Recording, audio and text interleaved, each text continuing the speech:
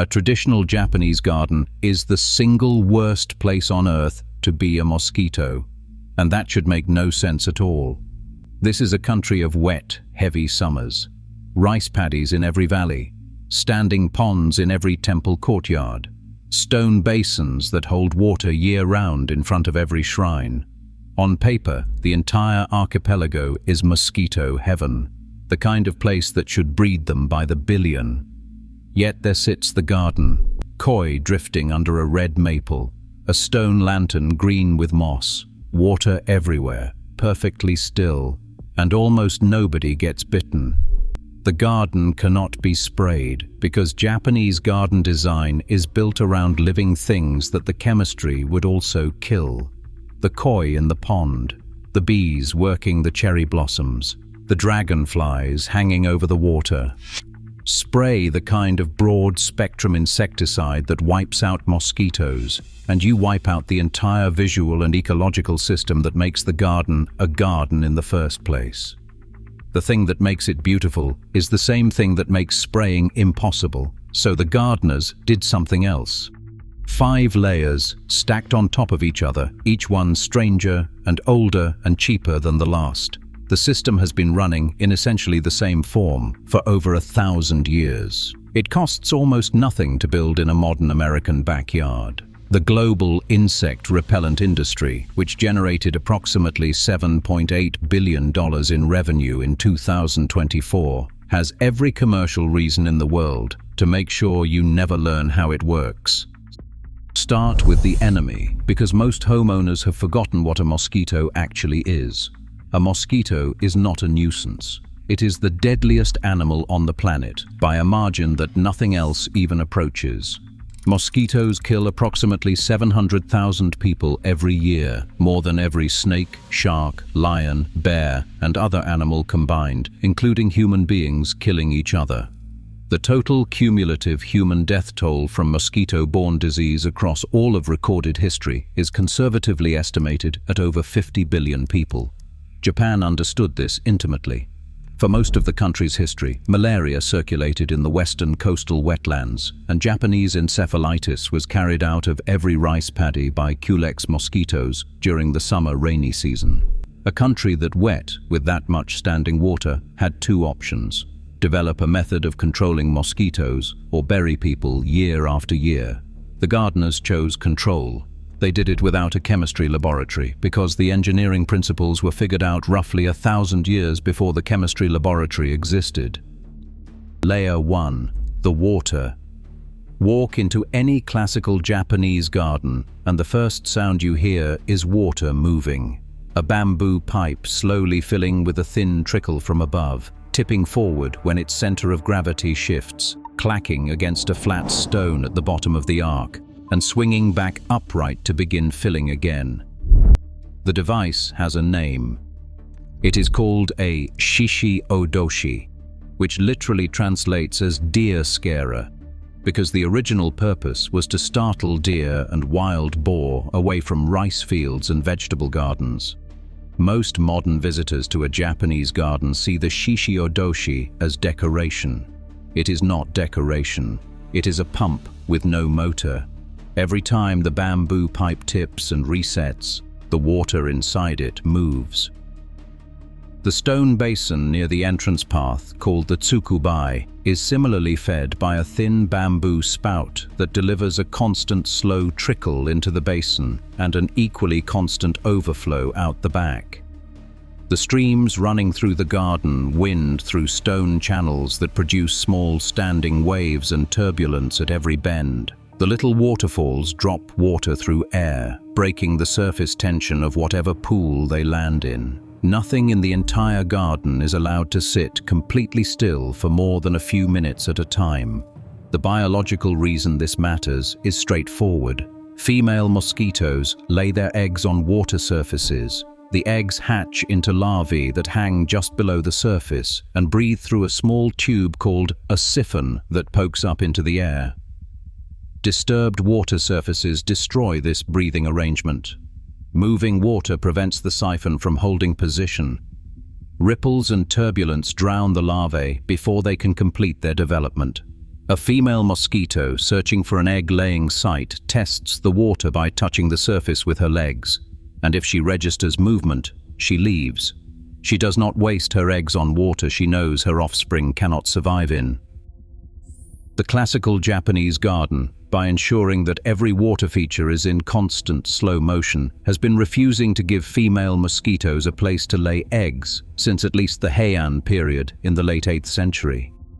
The whole system runs on gravity and bamboo, with no electricity, no chemistry, and no maintenance beyond the seasonal cleaning of the channels. Layer 2. The fish. Almost every visitor to a Japanese garden recognizes the koi, the large orange and white ornamental carp gliding through the deeper sections of the pond.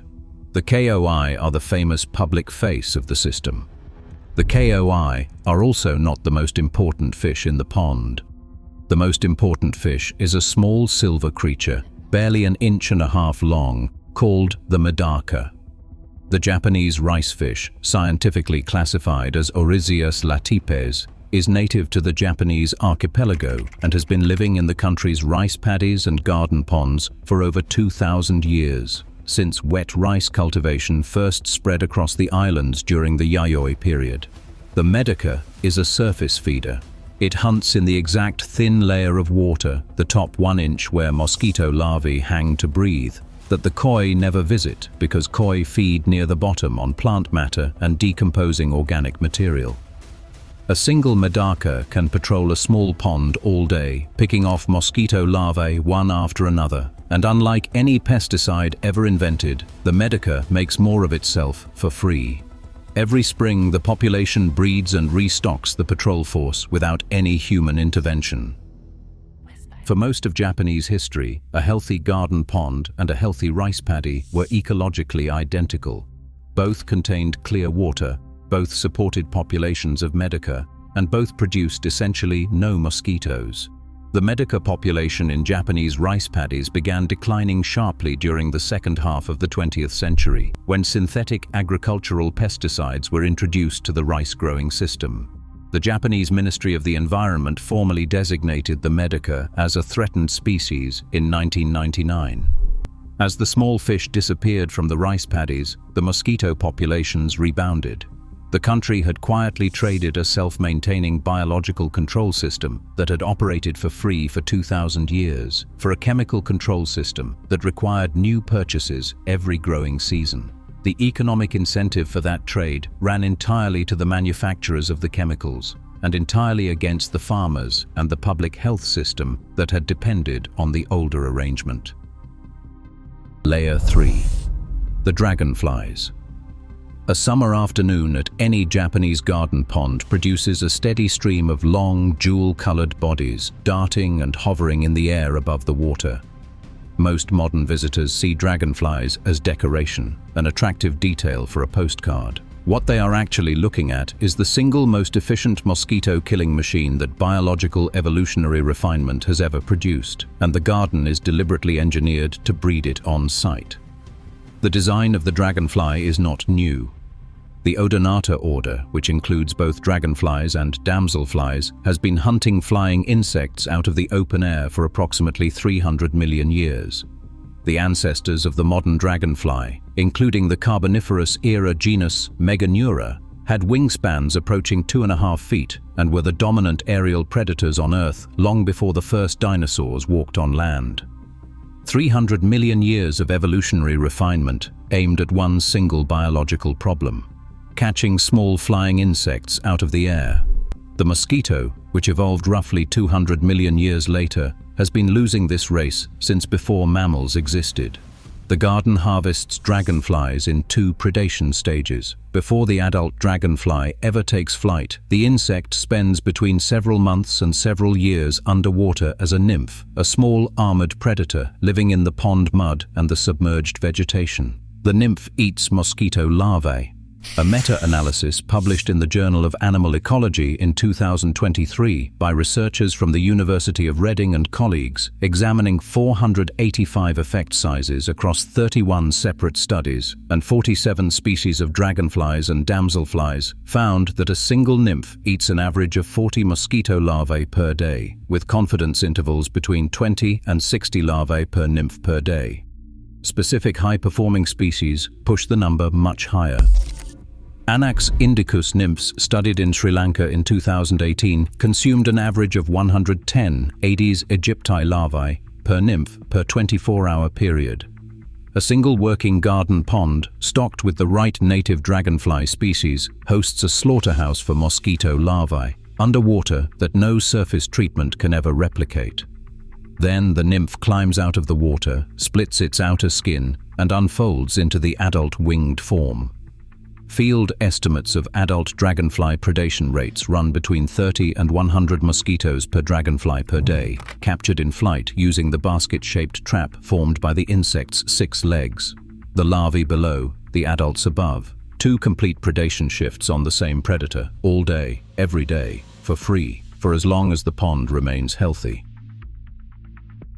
The Japanese cultural recognition of this fact runs older than the gardens themselves. The original name of Japan, the name that appears in the country's oldest written chronicles, the Kojiki of 712 and the Nihon Shoki of 721, is not Japan. It is Akitsushima. Akitsu was the old Japanese word for dragonfly, which is now called tombo in modern Japanese. Shima means island. Akitsushima means the Dragonfly Islands. The legend explaining the name describes the legendary first emperor Jimmu climbing a mountain in the Nara Basin to survey the country he ruled, and remarking that the entire shape of the islands resembled 2 dragonflies joined together. The same legend continues with a mosquito attempting to bite the emperor and a dragonfly intercepting the mosquito and killing it in flight before it could draw royal blood. That story, written down between approximately 700 and 720 of the Common Era, sits at the literal founding of the Japanese imperial dynasty. The dragonfly became the kachimushi, the victory insect, and samurai families across the medieval period commissioned dragonfly motifs on their helmets, armor, and family crests because the dragonfly only flies forward and never backward, the same physical capability that makes it impossible for mosquitoes to escape it in flight. A complete suit of samurai armor preserved in any major Japanese museum, traced back through the chain of cultural references, is essentially a tribute to the bug that kills the bug that kills people. If finding buried research and putting it back in plain view is the kind of story you want more of, hit the like button and subscribe. The simplest way to keep these videos reaching new people is for more people to share them. Layer 4. The plants. The vegetation in a classical Japanese garden is not arranged at random. Many of the plants that fill the visual frame of the garden are specifically and quietly things that flying insects cannot tolerate. The most important of these is the chrysanthemum, called kiku in Japanese, which is the most honored flower in the entire Japanese cultural system. The chrysanthemum appears on the imperial seal, on the formal throne of the emperor, on every official document the Japanese government produces, and on the passport of every Japanese citizen. The same flower is also, by complete biological accident, one of the most powerful, naturally occurring insecticides on Earth. The active compounds in chrysanthemum flowers are called pyrethrins, and they will become layer 5 of this system. Japanese mint, called haka, is a sharper cousin of European peppermint that contains higher concentrations of menthol and other volatile compounds that scramble the chemical signals mosquitoes use to locate human skin. The Hokkaido region of northern Japan was, at its industrial peak in the mid-20th century, producing approximately 70% of the entire global supply of natural menthol oil. Brushing past a haka plant in a garden path releases a fine cloud of the same compounds that the commercial mint oil industry distills and bottles for sale. The single most surprising plant in the layer, and the one that anyone with a cat already grows by accident, is catnip, Nepeta cataria, a perennial herb in the mint family that grows wild across most of the temperate United States and was introduced from Europe during the colonial period. In August of 2001, researchers at Iowa State University in Ames presented a paper at the 222nd National Meeting of the American Chemical Society in Chicago, documenting that the essential oil of catnip, a compound called nepetalactone, repelled mosquitoes approximately 10 times more effectively than DEET in controlled laboratory glass tube experiments. The team, led by Chris Peterson and Joel Coates from the university's entomology department, tested the compound against the Aedes aegypti yellow fever mosquito and found that mosquitoes physically refused to remain in the side of the tube treated with nepetalactone, while the same insects tolerated DEET at concentrations 10 times higher. The result is dramatic, and it has held up in laboratory replications by other research groups in the years since the original publication. The honest caveat that follows is one that the popular online sources tend to leave out. The Iowa State result describes laboratory choice tube experiments where mosquitoes were exposed to high concentrations of the volatile oil in confined glass. Real-world performance as a skin-applied repellent is more limited because nepetalactone evaporates from skin significantly faster than DEET, and the protective duration of a topical catnip application is therefore shorter than a DEET application of the same starting concentration. The compound works dramatically well in a garden context, where the living plants continuously release fresh nepetalactone into the surrounding air for the entire growing season. The compound is less reliable as a wearable insect repellent on bare human skin during a long evening outdoors. The garden version of the system is essentially what the chemistry was evolved for. The bottled topical product is a stretched application of the same chemistry to a problem the plant did not evolve to solve. Layer 5. The coil. The transition from Layer 4 to Layer 5 passes through a small town in Wakayama Prefecture on the Pacific coast of Japan in the year 1885. A young mandarin orange exporter named Ichiro Ueyama was introduced to a British plant trader named H.E. Amore, who was traveling through Japan looking for industrial buyers for a particular flower seed he had been carrying from southeastern Europe. The flower was Tanacetum cinerariifolium, native to the Dalmatian region of what is now coastal Croatia and Serbia, and it looked completely unremarkable. White petals around a yellow center, the same general shape as a daisy. The flower's industrial value, Amore explained to Ueyama through a translator, was that the dried and crushed ovaries of the flower produced a powder that killed insects on contact. Ueyama bought the seeds in 1886 and began cultivating the plant in test plots across Wakayama Prefecture, where the climate was warm enough to support the same growing conditions the flower thrived in along the Adriatic coast. By 1890, Ueyama had developed his first commercial product. The dried flower powder, mixed with starch, dried mandarin orange peel for fragrance, and a small amount of sawdust as a binder, was rolled into thin incense sticks that smoldered for approximately 40 minutes and produced enough airborne pyrethrin to clear mosquitoes out of a small room. The 40-minute burn time was the problem. A Japanese summer evening lasts considerably longer than 40 minutes, and the sleeping hours of the night cannot be covered by relighting a stick every 20 minutes. Ueyama spent the next 5 years working on the burn time problem without solving it. In 1895, his wife Yuki, watching her husband struggle with the design, suggested that he stop trying to make a longer stick and instead coil the existing stick into a flat spiral so that more material could be concentrated in a small footprint and the burning surface could move inward from the outside edge over a much longer total duration. The spiral coil, the exact green-colored mosquito repellent device sold in dozens of countries today under the brand name Katori Senko, was Yuki Ueyama's invention. The perfected commercial version came to market in 1902 and burned for approximately 7 hours, which was enough to cover the full sleeping hours of a Japanese summer night. The product was commercially transformative. By 1934, Eiichiro Ueyama's company, Dainihon Jochugiku, had grown the brand name Kincho into the dominant household insecticide manufacturer in Japan. By 1935, Japanese pyrethrum cultivation reached a peak production of 13,000 metric tons of dried flowers per year, with most of the crop grown by independent farmers under contract to Dainihon Jochugiku and exported to insect repellent manufacturers across the world. The active compound, pyrethrin, became the global standard for natural insect control through the middle of the 20th century.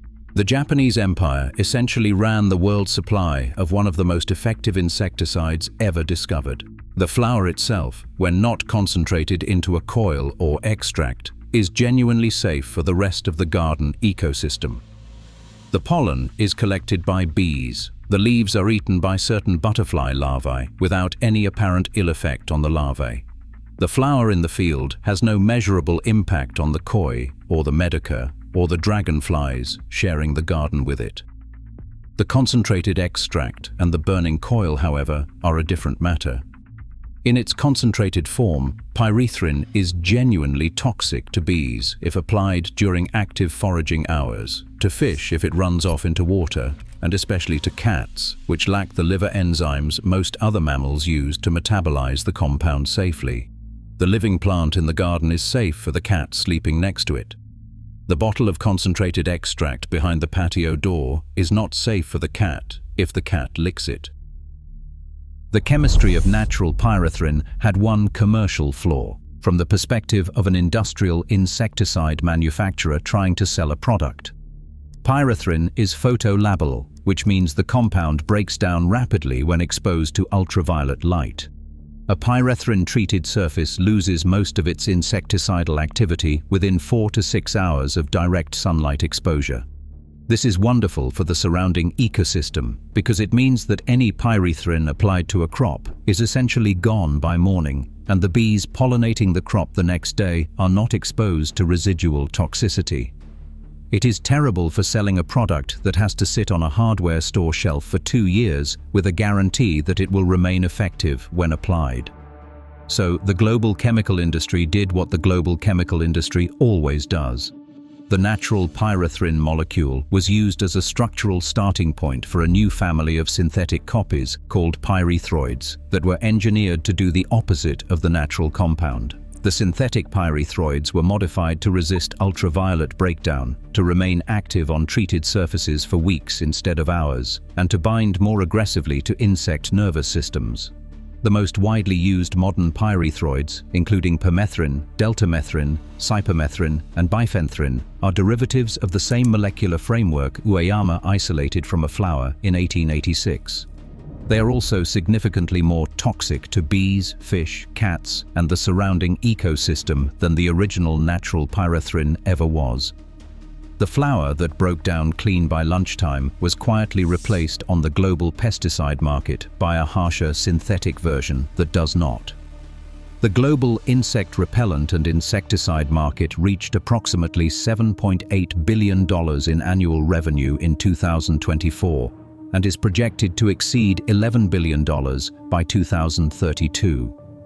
The vast majority of that revenue runs through a small number of multinational chemical manufacturers selling synthetic pyrethroid formulations, DEET-based topical repellents, and proprietary aerosol products that all derive their core active ingredients from chemistry first developed for industrial applications in the second half of the 20th century. The 5-layer Japanese garden system, by contrast, can be installed in a typical American backyard for less than $50 in total cost. A $10 solar-powered fountain pump in any existing bird bath or garden pond provides the moving water layer. A handful of inexpensive native surface feeding fish, available from any pond supply store, provides the medaka equivalent. A small fishless wetland corner planted with native reeds and grasses provides the nursery habitat for dragonfly nymphs to mature without being eaten by the surface fish. A perimeter of potted chrysanthemums, catnip, and any common mint variety around the seating areas provides the airborne repellent chemistry layer. A single Katori Senko coil burned on the patio table in the evening, kept well away from the pond and any cat napping nearby, completes the 5-layer stack. Total installation time is 1 weekend. Total ongoing material cost is approximately $15 per year for replacement plants and coils. The system gets stronger every year as the plants mature, the fish reproduce, and the dragonflies establish stable breeding populations in the pond. The reason any of this matters for a homeowner in any temperate American climate in 2026 is that the same economic competition that displaced the medaka from the Japanese rice paddy has been quietly running in the American backyard for the last 50 years. The chemical insecticide industry sells you a recurring product. The Japanese garden, once installed, sells you nothing. The chemistry of pyrethrin has not been suppressed by any government. The dragonflies have not been outlawed.